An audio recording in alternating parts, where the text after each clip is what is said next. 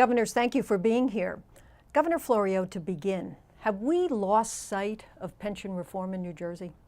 I don't know if we could say we lost sight of it. I think most people are getting to be aware of it. And the magnitude is really the question. I mean, everyone says it's a problem, it's a problem. This is a problem almost beyond comprehension. The numbers that people are talking about, $80 billion in just shortfall in the pension system. And that's troubling because it's beyond our ability to even contemplate where that type of money will come from. The tens of billions of dollars in debt, Governor Kean, and the fact that New Jersey has undergone numerous credit downgrades in the last few years. What are the consequences? If you don't deal with it, it becomes Pac-Man in the budget. It just either you don't pay the pensions, which is a good possibility if we haven't got the money, or secondly, it sucks everything else. You're cutting education, you're cutting transportation, you're cutting health care, you're cutting all the other things people need. So it's a dreadful problem, and if we don't deal with it, I wouldn't want to be running the state. Is there a moral obligation on the part of elected officials with a problem this huge to take it on and solve it? Well, the answer is yes, but no one knows how to do it. The magnitude is, I mean, there's a real good lesson here. You can't fix a problem if you don't understand the problem. You can't understand the problem if you don't understand how you got there. And we just decided 25 years ago the state stopped funding the pension. And that was just a result of a tax cut that was not paid for. What are the political barriers that stand in the way? Well, the political barriers are nothing's for nothing. You have to put money into the pension system if you're going to take it out. So being honest with people, I think, is the most important lesson that we have to do.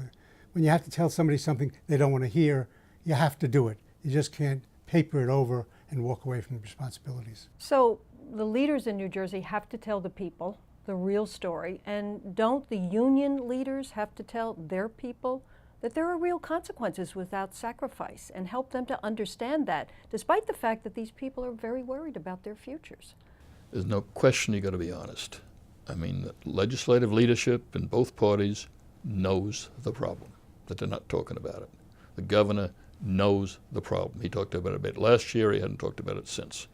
So you got to first be honest with it, and then you got to tell the union people, there's no way you're going to get a pension if you retire in 10 years. It won't be there because the money won't be there unless we do some sort of reform. And everybody's got to understand the consequences of not acting. And then possibly something around the kind of recommendations that the Pension Commission made may be possible. One of the difficulties, though, in terms of just the fairness of this, the employees have been paying into the pension system all this period of time. It's the state that stopped paying. So the state is the cause of the problem, not the employees. And now we're asking them to sacrifice when they have fulfilled all of their responsibilities. I do want to ask you about that bipartisan commission appointed by Governor Christie to come up with a plan. They've put forth two proposals. Where does that stand now, and can that ever get acted upon? Well, the difficulty with the provision, the commission's results, is that they're saying we're going to fund your pension system by taking away your health care benefits.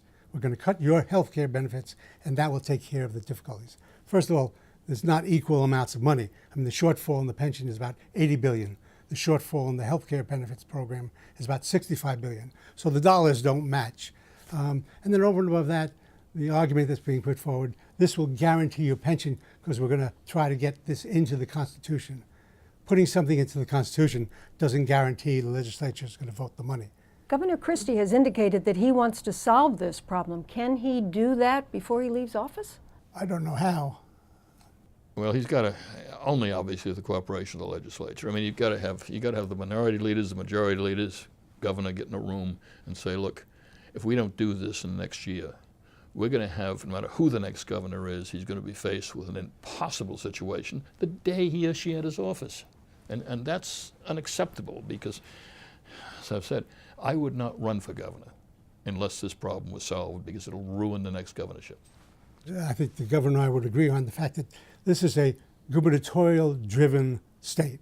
I mean, the governor has to be out there with a plan the legislature can work on. To expect the legislature to put together a complicated program that's going to start is to expect something that's not going to happen. Governors, thank you very much for sharing your views on this very complicated issue. Thank you.